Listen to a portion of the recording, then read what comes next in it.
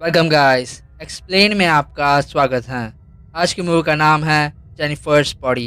ये 2009 की एक हॉरर कॉमेडी मूवी है। मूवी की शुरुआत होती है अनीता नीडी से, जो कि एक मेंटल असाइलम में कैद होती है। जब उसकी डॉक्टर उसे बोलती है कि तुम्हें ज़्यादा खाना खाना चाहिए, तो वो उसे एक जोर की किक मारती है और उस पर थूकती भी है। फिर कुछ लोग उसे पकड़ते हैं, पर वो उन पर भी एग्रेसिव होती है। फिर वो लोग उसे एक रूम में बंद कर देते हैं। फिर नीडी खुद हमें उसकी कहानी बताती है कि वो पहले इतनी गुस्सैल नहीं थी, वो बिल्कुल नॉर्मल थी। फिर हमें टाइम में पीछे लेके जाया जाता है एक टाउन में जिसका नाम है डेविल्स कैटल। डेविल्स कैटल नाम इस वजह से पड़ा है क्योंकि टाउन में एक वाटरफॉल है जिसका सारा पानी एक होल में चला जाता है। स्कूल में हमारी मुलाकात होती है जेनिफर से, जो नीडी की बेस्ट फ्रेंड है। नीडी जहाँ पर एक शांत स्वभाव की कम खूबसूरत लड़की होती है, वही जेनिफर बहुत खूबसूरत और स्कूल की पॉपुलर लड़की होती है। नीडी का एक बॉयफ्रेंड होता है, चिप। वो उसे उतना टाइम नहीं देती जितना टाइम जेनिफर को देती है। कैसे? तो जेनिफर नीडी को बोलती है कि आज रात टाउन में एक रॉक बैंड का कॉन्सर्ट है और हम वहाँ पर जा रहे हैं। नीडी तुरंत हाँ कहती है और बॉयफ्रेंड के साथ वाला प्लान कैंसिल करती है, जिससे उसका बॉयफ्रेंड चिप उस पर नाराज़ होता है। दरअसल चिप को नीडी का जेनिफर के साथ हैंग आउट करना पसंद नहीं होता। क्लब में जेनिफर की मुलाकात रॉक बैंड मेंबर निकोलाई से होती है। वो एक दूसरे को इंट्रोड्यूस करते हैं। थोड़ी देर बाद निकोलाई अपने बैंड मेंबर दोस्त से जेनिफर के बारे में गंदी बातें करता है। नीडी ये सुन लेती है और निकोलाई पर गुस्सा होती है और जेनिफर को भी ये बात बताती है, पर जेनिफर इस बात को हल्के में लेती है। जब उनका कॉन्सर्ट शुरू हो जाता है, सभी लोग उसे एंजॉय करने लगते हैं, पर अचानक से वहाँ पर आग लग जाती है। सभी लोग यहाँ वहाँ भागने लगते हैं।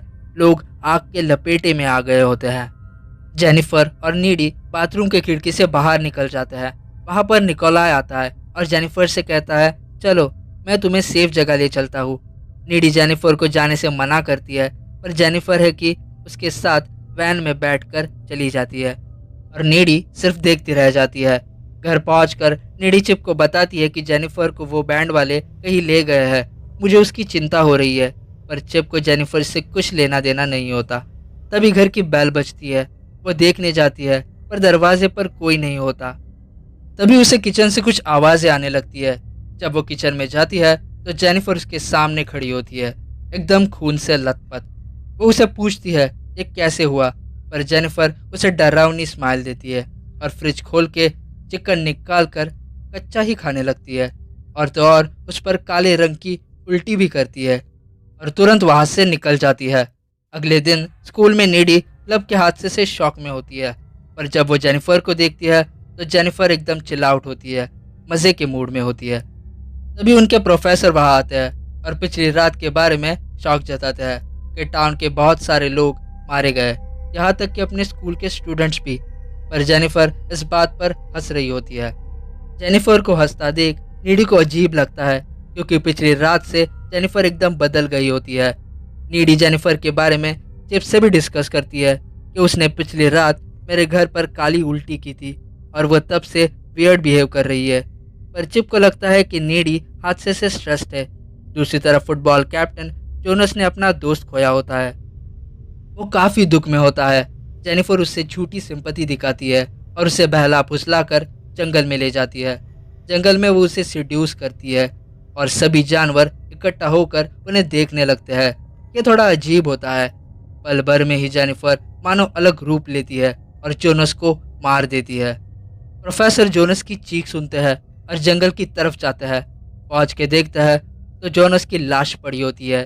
फिर वहाँ इन्वेस्टिगेशन शुरू हो जाता है। उसकी मॉम डैड बहुत दुखी होते हैं। दूसरी तरफ जेनिफर बेफिक्र होकर स्विम कर रही होती है। अगले सीन में जेनिफर नीडी के साथ फ़ोन पर बात कर रही होती है। नीडी अभी भी उस इंसिडेंट से संभली नहीं होती है, पर जेनिफर वो बहुत खुश होती है। वो तो कहती है मैं आपसे बहुत अच्छा फील कर रही हूँ, और इस बीच वो अपनी जीभ चलाती है, पर उससे कुछ नहीं होता। एक महीने बाद जेनिफर बीमार लगने लगती है, कमज़ोर लगने लगती है। स्कूल के प्रोफेसर बताते हैं कि वो रॉक बैंड टाउन के लिए चैरिटी करने जा रहा है। वो कितने अच्छे हैं। इस पर नीडी कहती है हम बेवजह उन्हें हीरो मान रहे हैं, जबकि जब आग लगी थी उन्होंने किसी की भी मदद नहीं की थी। और यही बात पर नीडी का स्कूल के एक लड़की के साथ छोटा सा झगड़ा हो जाता है। और वो जो रॉक बैंड था वो एक्चुअली उस आग वाले इंसिडेंट के बाद पॉपुलर हो जाता है। कैसे, यह हमें आगे पता चलेगा। स्कूल में एक लड़का कॉलिन जेनिफर को डेट के लिए पूछता है। जेनिफर मान जाती है और जेनिफर उसे एक सुनसान जगह पर बुलाती है। वो एक अंडर कंस्ट्रक्शन घर होता है। जेनिफर उसे वहाँ सेड्यूस करने लगती है। पर जब कॉलिन उसकी आंखों में देखता है तो वो डरावने होते हैं। वो काफ़ी डर जाता है और जेनिफर अपना असली रूप दिखाने लगती है और इस तरह वो कॉलिन को भी मार डालती है। दूसरी तरफ नीडी जहाँ चिप के साथ टाइम स्पेंड कर रही होती है उसे वहाँ खून दिखने लगता है। और तो और उसे जेनिफर और जोनस के इल्यूजन भी दिखने लगते हैं। वो उसी वक्त चिप के घर से निकल जाती है और कार में बैठकर अपने घर की तरफ बढ़ने लगती है। पर बीच रास्ते में ही उसे जेनिफर दिखती है और जेनिफर उसके कार के सामने वाले कांच पर ही जंप करती है। नीडी डर कर कार फुल स्पीड चलाकर अपने घर पहुंच जाती है। नीडी काफ़ी खौफ में होती है। वो रोते रोते सो जाती है कि अचानक जेनिफर उसके बाजू में आ जाती है। नीडी काफ़ी डर जाती है और उसे जाने बोलती है। जेनिफर कहती है, हम बेस्ट फ्रेंड्स हैं ना, हमें कोई सीक्रेट नहीं रहना चाहिए। मैं तुम्हें एक सीक्रेट बताती हूँ। यहाँ हमें पता चलता है कि जेनिफर आखिर ऐसा बिहेव क्यों कर रही है।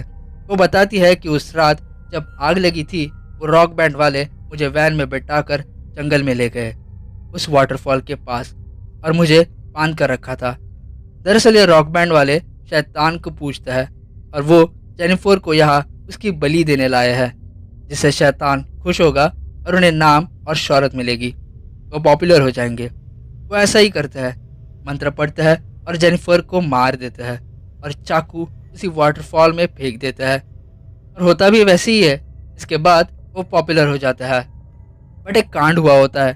जेनिफर वर्जिन नहीं होती और उसने उन्हें झूठ कहा होता है कि वो वर्जिन है। बलि की वजह से वो लोग पॉपुलर हो जाते हैं, पर वर्जिन ना होने की वजह से वो जिंदा रह जाती है और उसके पास शैतानी ताकतें आ जाती है। वो नीडी को बताती है कि उस रात जब मैं तुम्हारे घर आई थी तो मैं तुम्हें मारने आई थी, पर क्योंकि तुम मेरी बेस्ट फ्रेंड हो मैंने तुम्हें नहीं मारा। दरअसल अब एनर्जी के लिए जेनिफर को इंसानी मांस की ज़रूरत लगती है। वो उसे शैतानी ताकतों का एक डेमो भी दिखाती है। वो अपने हथेली पर एक स्क्रैच करके दिखाती है और पल भर में ही वो हील हो जाता है। नीडी काफ़ी डर जाती है और उसे अपने घर से जाने कहती है। जेनिफर मान जाती है और खिड़की से चली जाती है। नीडी देखती है और हैरान हो जाती है क्योंकि वो सेकंड फ्लोर की खिड़की थी। अगले दिन कॉलिन का फ्यूनरल होता है जहाँ नीडी भी अटेंड कर रही होती है और उसी दिन वो स्कूल के लाइब्रेरी में एक पैरानॉर्मल किताब पढ़ती है। किताब के अनुसार जेनिफर एक स्क्यूबस बन गई होती है और अगर उस शैतान को मारना है तो जब वो कमज़ोर और भूखा होगा तो उसके दिल पर वार करके मारा जा सकता है। कुछ ही दिनों में स्कूल में एक डांस फंक्शन होने वाला होता है। स्कूल में उसकी तैयारी चल रही होती है। नीडी चिप से मिलकर जेनिफर की बात बताती है कि जेनिफर एक ईवल है, शैतान है, जो कि लोगों का मांस खाकर जिंदा है। वो इसी वजह से बहुत प्रिटी लग रही है और उसकी सेफ्टी के लिए वो चिप से कहती है कि हमें स्कूल के डांस फंक्शन में नहीं जाना चाहिए। पर चिप ये सब नहीं मानता और कहता है, नीडी तुम्हें शायद किसी डॉक्टर की ज़रूरत है। आखिरकार डांस फंक्शन की रात आती है। नीडी फंक्शन में पहुंच जाती है और उसे ना तो जेनिफर दिखती है और ना ही चिप। दूसरी तरफ चिप चलकर फंक्शन में आ रहा होता है कि उसे जेनिफर मिलती है और चिप से झूठ कहती है कि नीडी तुम पर चीट कर रही है और उसे एक वीरान जगह ले जाती है। यहाँ नीडी को महसूस होता है कि चिप खतरे में है। वो तुरंत वहाँ से निकल जाती है और सीधा चिप के घर जाती है। चिप की मॉम बताती है कि वो चल कर गया है। वो समझ जाती है जेनिफर उसे कहाँ ले गई होगी। दूसरी तरफ जेनिफर अपना वही पुराना पैतरा आजमाती है सेड्यूस करने का, पर चिप को यह अच्छा नहीं लगता तो वो उसे मारने लगती है। नीडी भी उस जगह पहुंच जाती है। देखती है कि जेनिफर चिप को खा रही है। वो चिप को बचाने जेनिफर को मारने लगती है, पर जेनिफर अपनी पावर से हवा में उड़ती है। इसी तरह चिप एक डंडी जेनिफर के पेट में घुसाता है और उसे कुछ नहीं होता और वो वहाँ से भाग जाती है। पर बेचारा चिप नीडी के सामने ही दम तोड़ देता है। अब नीडी बहुत ही गुस्से में होती है और उसे जेनिफर से चिप का बदला लेना होता है। वो जेनिफर के घर जाती है और वहाँ उन दोनों का बहुत बड़ा झगड़ा और मारपीट होती है। नीडी मौका देख जेनिफर के दिल में छुरा खोपती है। इसी के साथ जेनिफर और शैतान मर जाता है। उसी वक्त जेनिफर की मॉम रूम में आती है और देखती है कि नीडी ने जेनिफर का मर्डर किया है और इसी इल्ज़ाम में वो मेंटल असाइलम में कैद होती है। अब हम प्रेजेंट टाइम में पहुंच जाते हैं, जहां हम देखते हैं कि नीडी को जेनिफर ने काटा था और इसी वजह से नीडी के पास कुछ पावर्स आ गए हैं। वो हवा में उड़ती है और असाइलम तोड़कर बाहर निकल जाती है। उसे वो चाकू भी मिलता है रॉक बैंड वालों का। फिर वो एक इंसान से लिफ्ट मांगती है, कहती है मैं रॉक बैंड को फॉलो कर रही हूँ। पोस्ट क्रेडिट सीन में दिखाया जाता है कि वो रॉक बैंड वाले अब काफ़ी पॉपुलर हो गए होते हैं। वो लोग काफ़ी एंजॉय कर रहे होते हैं, काफ़ी लग्जरियस लाइफ जी रहे होते हैं, डेफिनेटली इतना बड़ा कांड करके। पर पल भर में ही उन सभी को कोई मार देता है, मौत के घाट उतार देता है। कैमरा फुटेज में दिखता है कि नीडी उनके रूम से बाहर आ रही है, यानी नीडी ने जेनिफर और चिप दोनों का बदला लिया। इसी के साथ मूवी यहाँ पर ख़त्म हो जाती है। वीडियो को लाइक और चैनल को सब्सक्राइब करना ना भूलें।